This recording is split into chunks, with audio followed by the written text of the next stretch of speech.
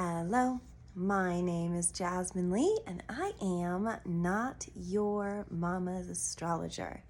Welcome to the week. It is that week, the one, the Aries-centric week.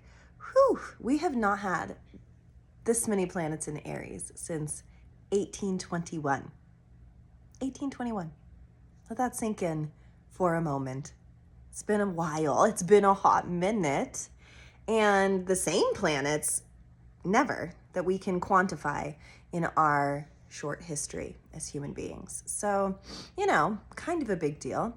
I looked up what was going on in 1821, and Mexico was achieving independence. Peru declared independence. There was the Greek War of Independence, and Napoleon died, who was the dictator, the guy, to me, who represents the most lowest road of Aries, passes away. So I find all of that interesting. And Michael Faraday discovers the electromagnetic rotation, which now all future electric motors had been founded on. So there was a vibe of independence, a vibe of discovery, a vibe of learning something for the future. I like that. I like thinking like that. I like thinking instead of going to very high road self, learning something for the future. So what are you learning about yourself with all of this Aries, all of this focus on the self? What are you learning about yourself in this time that's going to carry you into the future? I think that is a really powerful way to cope with so much Aries.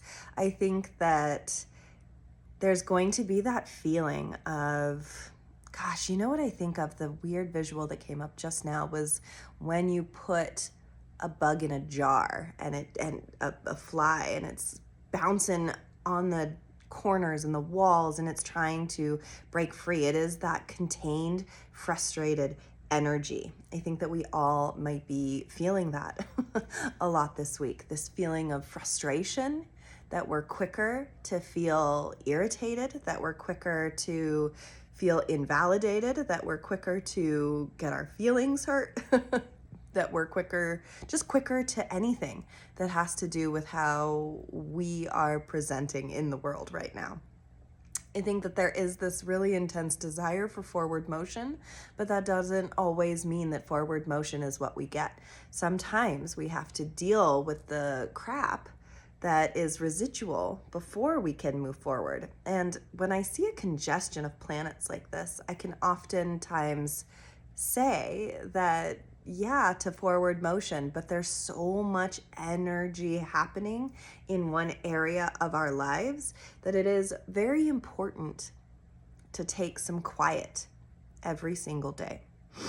Like really important, as a matter of fact. It is your homework of the week that to sit in silence with oneself is an easier way to cut out the actual noise so that you can get to the bottom of the internal noise. That we all have a bottom that I think we so rarely scrape in our lifetime because we stay busy, because we accomplish, because we do. We're doers. And doing's great. I'm so into it. Go for it. Live your best life of the doing. But also, there should be always integration times. And if you are feeling frustrated this week, if you are feeling irritated, if you are feeling like the pace of life isn't matching, or that it's going too fast, or that it's going too slow, if there is a pace that is hard for you to meet, always and forever, the medicine is going to be to take a hot minute. And I noticed this weekend, any minute that I had free, that I was by myself, I wanted it to be quiet. I turned off all the things. I read almost 3 books because I just needed time. Because I have a feeling maybe this week time isn't something I'm gonna have access to a lot, and that's okay. So I took it this weekend, but I also want to be righteously aware of what's going on in my body, in myself, in my core, as I'm moving through this really intense energy. Monday we start today with Venus doing something lovely with Jupiter, our planet of luck and right timing. So today is the day to really lock in. Tell the people that you love them. Give extra hugs. Go home early. Have a nice dinner at home. Honor each other for how far the people in your life have come. Acknowledge yourself for what you are doing. It is a great, lovely day to take stock of the really good things, of the gratitudes, of the 5 things you're grateful for today, and to really hold it close in your heart. And then on Tuesday, Mercury is going to be making a nice sextile, which is a good thing, to Uranus, which is all about big change, because then Mercury moves into Aries. So it's almost as though all of this energy has been building, and now our thoughts, our mind, our communications can finally catch up to ourselves, our beings, our ness, who we truly are. And I think Mercury helps us to discover that better. And then Thursday, there's a big old sun, Cazimi, which means the planet's going to be right into Chiron. So that's a lot because also there is this feeling of, what do I want to say here? Chiron is our wound. Chiron is the wound that we're going to carry our whole life. Chiron never goes away. Chiron is the lizard brain injury that protects us, or we think protects us, from harm. And so when we get into fights, usually our Chiron is the thing that gets triggered first. Chiron's like our original wound, our original sin. No, just our original wound.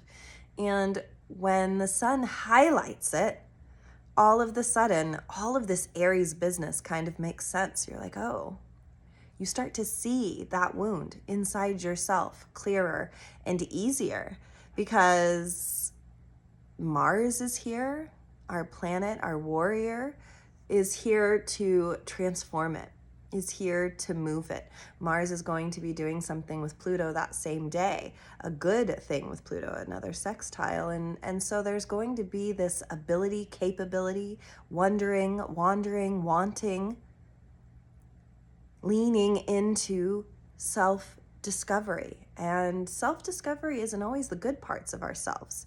I think in order to get to the strength, to get to the higher road of ourselves, to get to the warrior of ourselves that acts in right timing, that leaps towards the decisive moment, that hungers for the transition and the change, is the warrior who can sit with themselves in silence and see what the problem was all along, or at least be closer to what the original wound was, so that deeper levels of healing can happen. Does that mean that you're going to be an entirely healed person? Never, because that's not what humaning is all about. But this week is a really profound, powerful week to get a huge insight into how you work, you personally, into how you are functioning, into how you are hurting, and where that hurt goes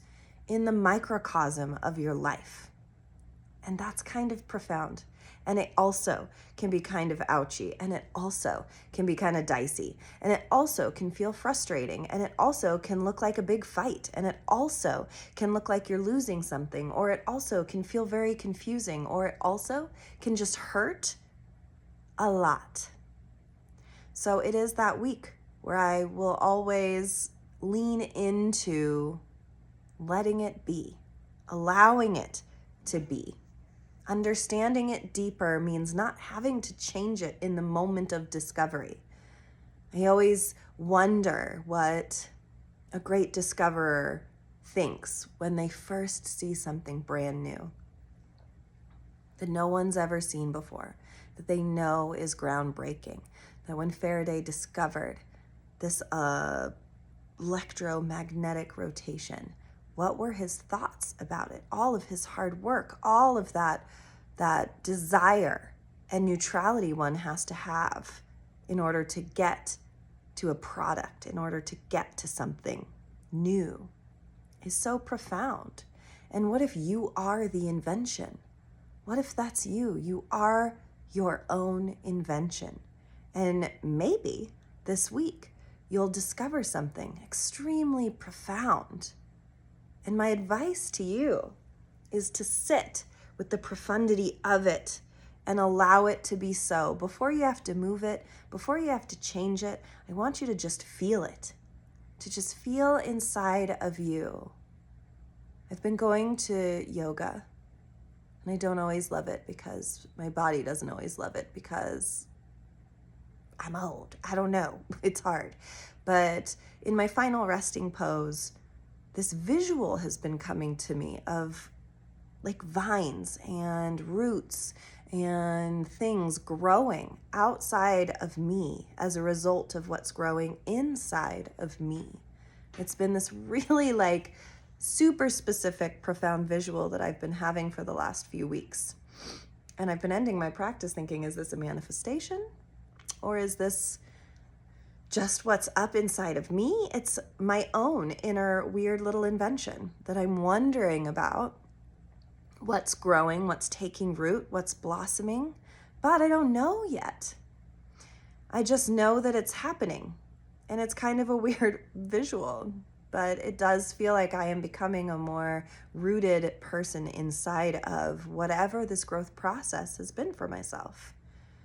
So what's been niggling at you? What's been on the peripherals of your growth that maybe you need to pay special attention to this week? Because if the sun is going to highlight it on Thursday in a cazimi, the sun is going to highlight Chiron in a cazimi. What hurts? It's going to be very out in the open. Well, then Friday, there's a new moon in Aries right next to Chiron too. So the moon and the sun and Chiron are going to be together.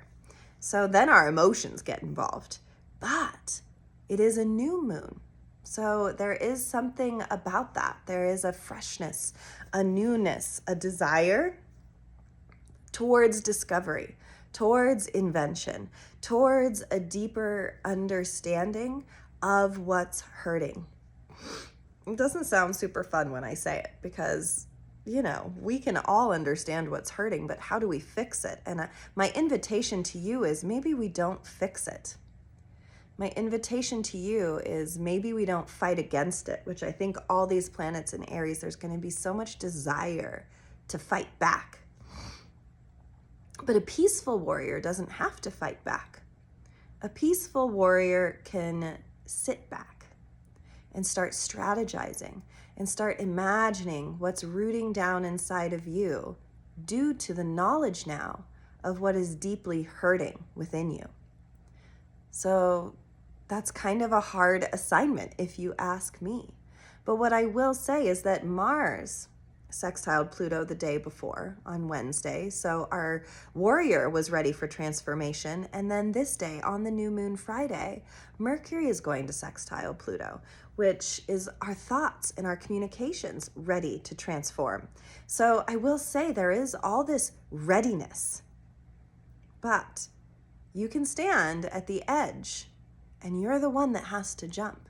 You're the one that has to take the leap. And I remember as a little girl, leaping was so terrifying. At my playground, at my elementary school, there was this cement, curb. And off the curb, you could jump off the curb to jump onto the monkey bars. And all of my friends did it all the time.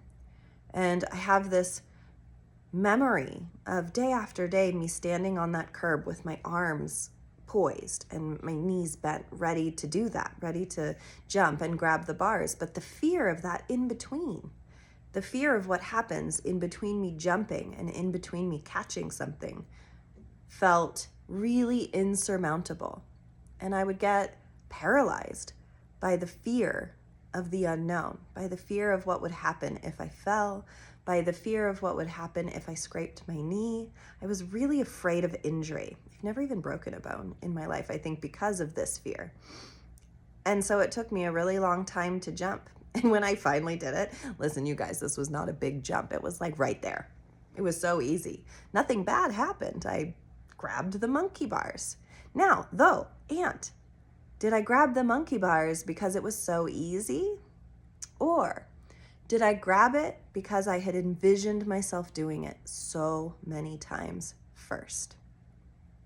I don't know.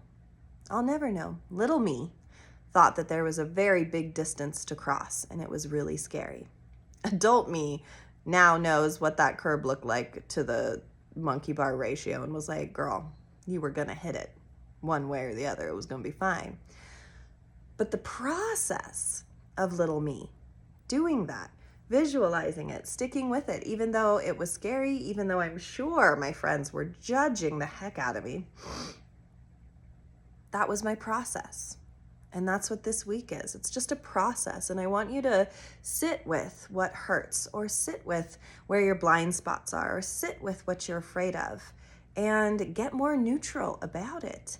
Get more curious about it and allow it to just be there without it having to trigger you. And that's really the medicine and high road of an Aries season, is when we can acknowledge the self instead of it always having to be about ourselves.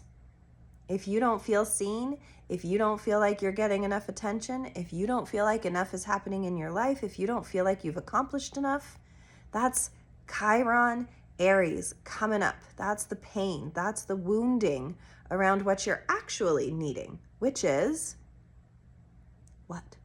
I don't know. I'm not you. I'm not in your body. I can't be you. I don't know you. I probably know you. Most of the people that listen know me, and I know you. But only you know what that thing is, what that jump in between the solid ground and the monkey bars is. I want you to grasp it this week, and I want you to find that bravery, because a new moon says you can always start over again. And I love the Gregory Alan Isikoff line, if it weren't for second chances, we'd all be alone. Because that's what life is. It is just trying. And to me, how you try and where your heart is in the try is what makes all the difference. So that's this week. The weekend, Saturn is right next to Mars. So that lesson will have a lot to integrate over the weekend of what happens this week. So be righteously aware of where you're at this week. And then it almost feels like we get a reward after all of this Aries, after all of this fire, after all of this reinvention, after all of this obsession or, reinvention. The sun will move into Taurus. And then just like that, the planets keep moving. Aries becomes a story about our independence. It becomes a story about how we see ourselves. It becomes a story about what we planted in this time about ourselves, so that we could become new versions of ourselves, and trusting that whatever new version of ourselves comes out stems from the core version of us that never changes. That indeed, no matter what happens in your life, there is no part of you that can get fully lost. You're always you. I'm always me. We're always here together in the microcosm of our own soul seas. And it is the desire to sail, the desire to deal in great calamity and storms that makes up a person, that gives us our wrinkles, that formulates our laughs, that deepens the well of who we intrinsically are as people. We can only get deeper if we give in to this kind of energy. No shallow waters for us. No thanks, no ma'am. That's not what we're here to do. And so if we can understand that this week might feel a lot and might incite us to do a lot, or we might fight a lot, or we might resist a lot, or we might frustrate a lot, that it is through the yelp, the yelling self, whether actual or inside, that creates the biggest echoes of what it is that needs to bounce right back to us, to mirror inside of us what needs shifting, moving, and grooving. And I believe in us. And I am a Libra, so I am the opposite of all of this energy. So I am choosing to trust in my opposition. I am choosing to trust in that whatever intrinsically is opposing me, I'll just hold that rope too, and we'll tug back and forth. And that eventually I'll get to a rhythm with it where the truest version of me is trying to break free. And that's really all we can do, is trust that what comes up is medicine for our next and our next and our next, because boy, am I ready for a next. How about you? And the card I pulled is exchanging gifts. I like that. I like that because what I think about when I pull the card exchanging gifts is that life is energy. And the gift that we'll always have is the exchange of being human. I promise you, I will always be authentically me, humaning with you. And the way that we exchange energy is how we grow from one another, feel supported by each other, and feel inspired to do the work together. And I love that for us. I just read, one of the books that I read over the weekend was called A Marriage at Sea. And it was about a married couple that their boat sunk, oh my God, worst nightmare scenario, and ended up on like a dinghy and a life raft for 117, I think actually they said 118 and 3/4 days at sea on those things. Oh my God. And they were like eating turtles raw and collecting rainwater, and the notion that they were doing it together, that there was one person who maybe upheld the other. It was the wife. Of course it was the wife. That in times of desolation, finding out what really mattered, that I think after that happened to them, it was incredibly hard to find real life structure the same way, because when you strip everything else away and all that's left is the very core of your soul, of your very idness, that then going back to the silliness of book writing and interviews and hotel rooms and people everywhere was quite a shock and hard to come back to and hard to integrate back into. And that is maybe what this week is going to feel like, that we'll be out to sea a bit. Because with this much Aries, there's so much focus on the self, on the soul, on the development, on our bodies, on what's happening, that checking back in to the real world can feel so assaulting.